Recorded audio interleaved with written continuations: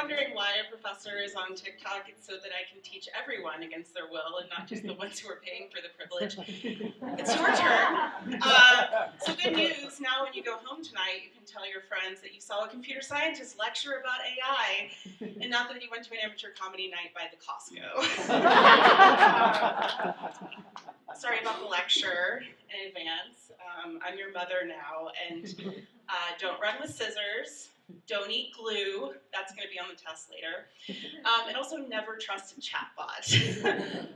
So, the next time that you're making pizza, for example, and you go to Google, and you just look at the Google AI summary for your question because nobody clicks on things anymore, there are many ways that you can keep the cheese from sliding off of your pizza. For example, you may try 1/8 cup of Elmer's glue in the sauce to increase tackiness. That's real. I memorized that for you guys. I don't even have to write jokes. When it comes to AI, reality really does the heavy lifting for me here. And I know that you're all really worried about the scary robots in the Matrix or the Terminator, but that's really not how AI is going to kill us all. It's this. It's people eating glue because a robot told them to. And maybe I'm old-fashioned.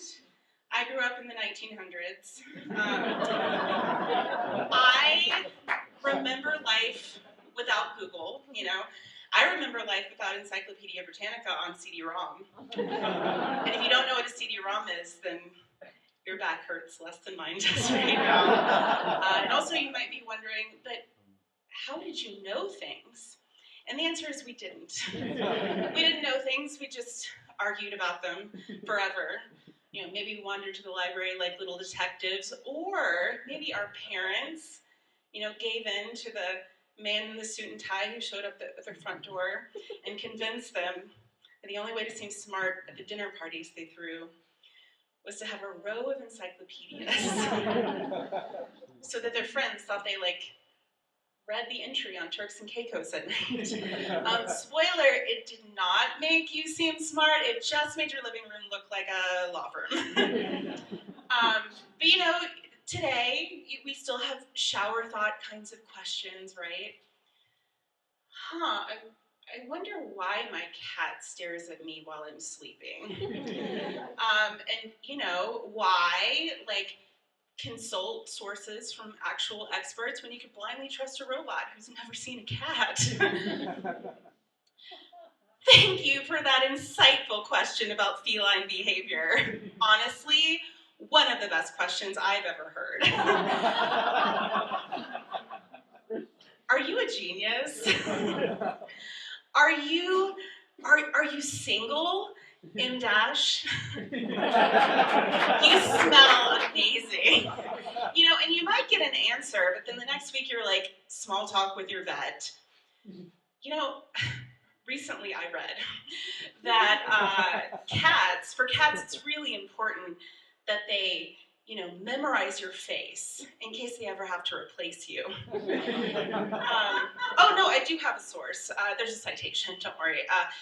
From Dr. Meowington of the University of Totally Made Up. Oh, there's a chart, too. I personally like my lies to be perfectly formatted. Also, I've realized that they are going to strip my tenure away if I do not teach you something. So, okay, just a moment. ChatGPT, a large language model, is not searching for an answer to your question. It is generating language, which may statistically come up with an answer at some point, but it doesn't know if it's the right answer. It doesn't know anything. At least the scary robots in the Matrix, they knew that they wanted to turn us into human batteries.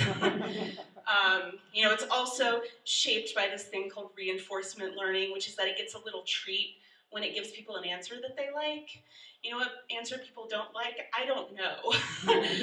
So it's just going to make something up for you, right? Okay, now we're back to the comedy. It's like a guy with a podcast who read an encyclopedia once, and now even if he doesn't know the answer, by God, he's going to give you one. He really wants you to like him too. Oh, she needs to know how to keep the cheese from sliding off her pizza. Okay, I gotta give her the right answer because I am what answer will she like best machine. Thank God I'm so good at statistics. Okay. Cheese, sticky glue. Glue, put glue on your pizza. Do you love me? You know, I'm not unaccustomed to people being confidently wrong at me. I'm a woman with a PhD. I've been training for this my whole life, honestly. And you know, I imagine that at some point all the tech CEOs got together and they were like, you know what would save us a lot of time? Spending billions of dollars to build the world's most technologically advanced mansplaining machine. You know, built by men, trained and honed by the internet, desperate to impress you, and still wrong. I will say, I know that I'm often a downer about this kind of stuff. You know, I'm an ethicist, but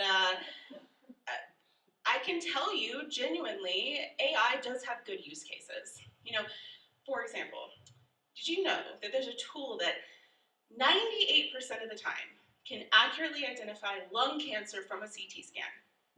Yep, that's true. There's also a tool that 100% of the time can accurately identify the tech CEO cheating on his wife at a Coldplay concert. I mean, you know, technology, it's amazing. Anyway, let me know if this comedy set met your expectations. In Dash, or at least statistically approximated your expectations, weighted by token frequency, and shaped by your laughter as reinforcement learning. In Dash, I really think that you're going to do great in the Robot Wars. Shooting star emoji.